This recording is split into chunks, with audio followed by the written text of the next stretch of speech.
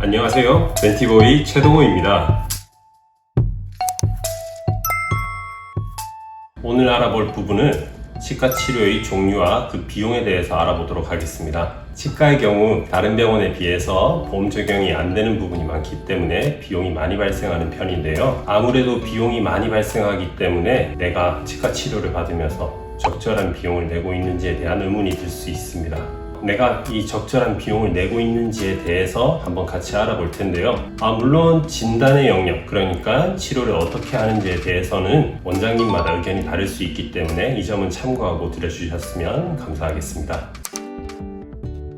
우선 충치가 작은 경우에는 레진 혹은 GI란 재료로 그 부분을 충치를 제거하고 떼올 수 있는데요. 레진의 경우 작게는 5에서 많게는 한 15만원 그 정도 가량의 비용이 나올 수 있고요. GI의 경우에는 작게는 몇천원, 좀 큰 범위라면 한 2만원 가량의 비용이 발생할 수 있습니다.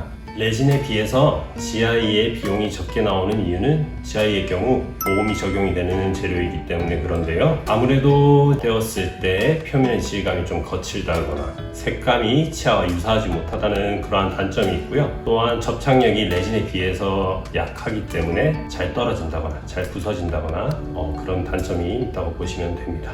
큰 어금니나 작은 어금니에 조금 큰 범위의 충치가 생겼을 때에는 레진이라는 재료로 떼우는 것에는 한계가 있기 때문에 부분적으로 치아를 씌워주는 인레이 치료를 하게 됩니다. 레진이라는 재료를 그 큰 범위를 씌웠을 때는 힘이 가해졌을 때 레진이 부서지거나 떨어질 확률이 크기 때문에 인레이로 부분적으로 씌워주게 되는데요. 인레이의 경우 재료에 따라서 좀 다를 수는 있겠지만 치과마다 한 20에서 40만원 가량의 비용으로 분포가 되어 있다고 생각하시면 될 것 같습니다. 다음으로 크고 광범위한 충치가 진행이 되었을 때 이야기인데요. 이 경우에는 두 가지 정도로 이야기를 나누어야 할 것 같습니다. 충치가 아주 많이 진행이 되어서 신경치료가 필요한 경우와 신경치료가 필요하지 않은 경우. 신경치료가 필요하지 않은 경우에는 단순하게 충치를 제거하고 치아를 통으로 다듬어서 크라운 씌우는 치료를 해주게 되는데요. 이 경우에 40에서 60만원 가량의 비용이 발생하게 됩니다. 신경치료가 필요한 경우에는 크라운을 씌우기 전에 신경치료가 우선시 되어야 되는데요. 신경치료 같은 경우는 건강보험이 적용이 되는 부분이기 때문에 큰 비용이 발생하진 않습니다.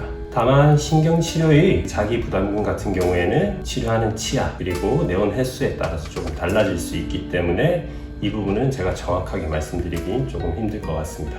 신경치료가 마무리된 후에 삭제된 치아의 양이 많은 경우 치아를 보강하는 포스트랑이 필요할 수 있는데 이게 치과마다 한 10만원에서 20만원 가까이의 비용이 발생할 수 있습니다. 신경치료를 하고 아까 말한 치아를 보강하는 포스트까지 한다고 가정을 했을 때 치과마다 대략 50에서 80까지 비용이 발생한다고 생각하시면 될 것 같습니다.